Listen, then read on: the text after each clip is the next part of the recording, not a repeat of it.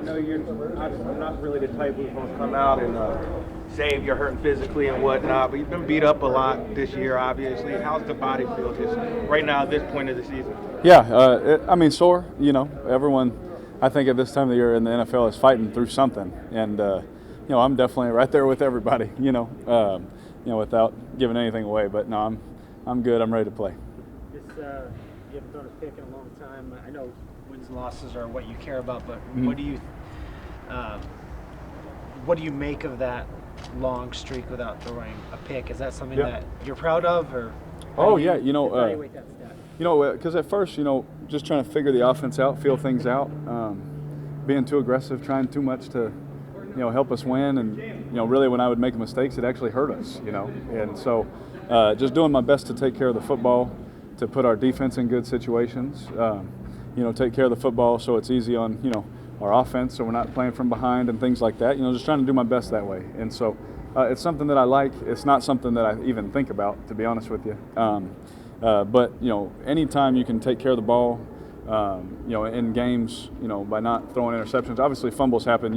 Sometimes you can't do anything about those, in the pocket. But when it comes to throwing interceptions, just making good decisions, trying to put our team in the best situation, really, more so I think of it as a team thing, not putting our defense on a short field and stuff like that.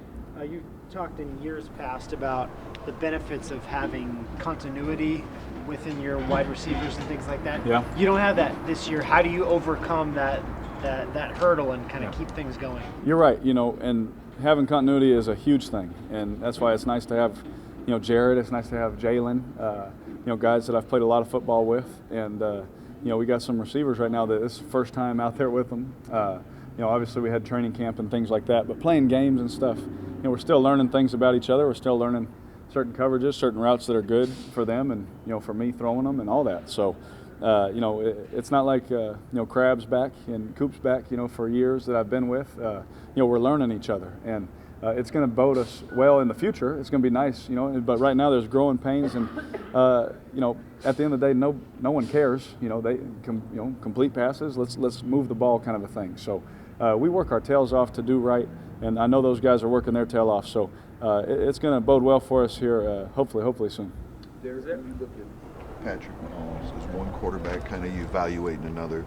I don't know how much you've watched him, but what do you see, and what about him maybe separates him in your eyes from other quarterbacks at his age, experience level, all of that? Yeah, I think at first I think he would even tell you, playing with a coach like Coach Reed.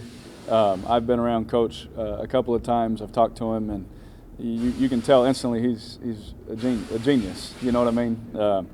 Talking with Alex Smith over the years, and just knowing Coach Reed, they do some really good things. Now, the thing that separates him, I think, is just his raw ability.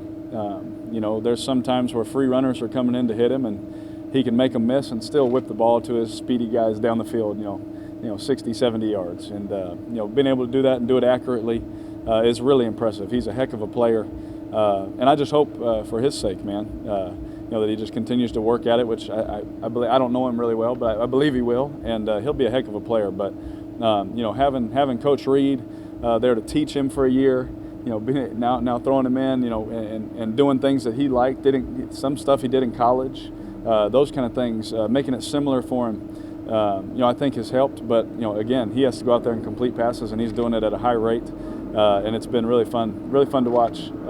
Just as a football fan. Not necessarily as a Raider, Does Gruden make the team aware in a meeting or otherwise the fact that you guys are 15-point underdogs going into this game, just to get a sense of what the world thinks about your guys' chances in a given game? Oh, you know what?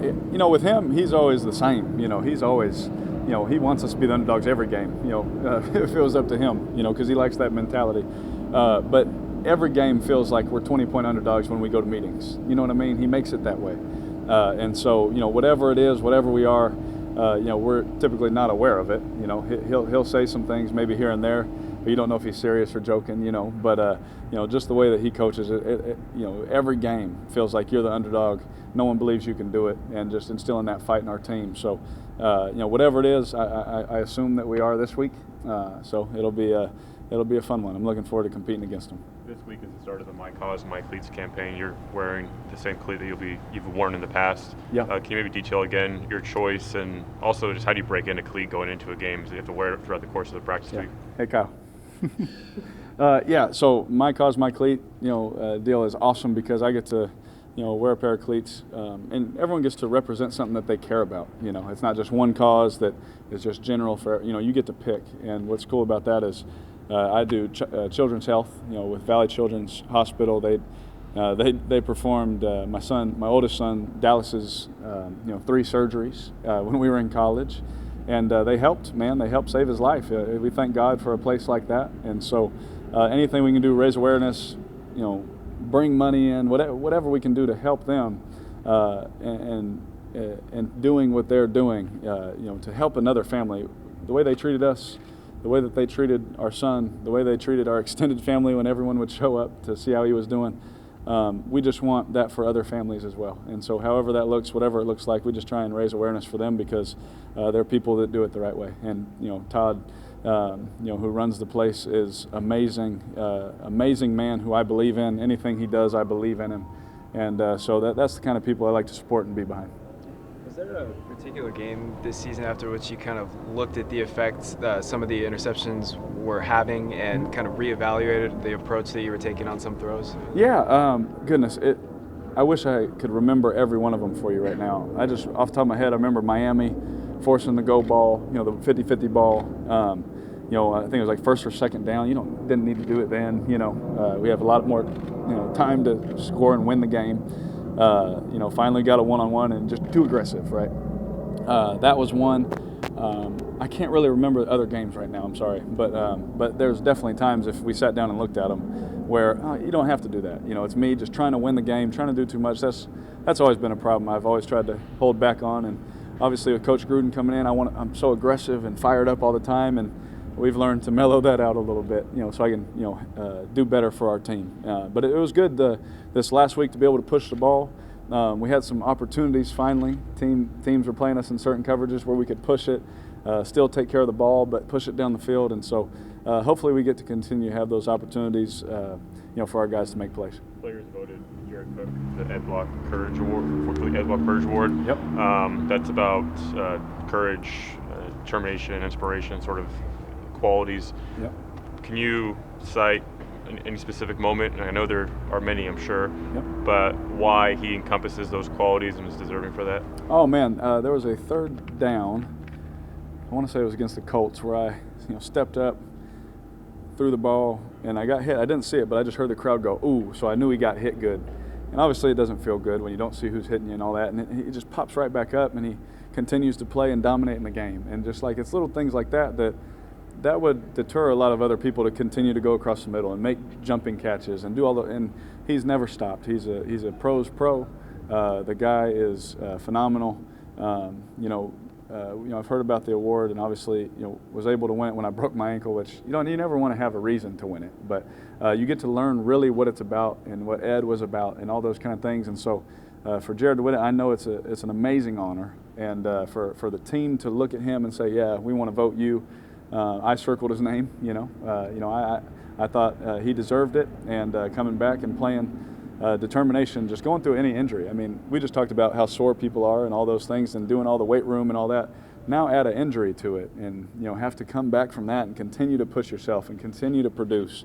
And so just those qualities alone, I'm trying to, think of the best way to say it and wrap it up, but, I think that he is someone that does all of that and that everyone on our team watched him do it, so we thought he deserved it. As it relates to his on-field production, he's on career high pace in pretty much every major statistical category. Mm-hmm. How much of that do you think is Gruden's influence in this offense? Yeah.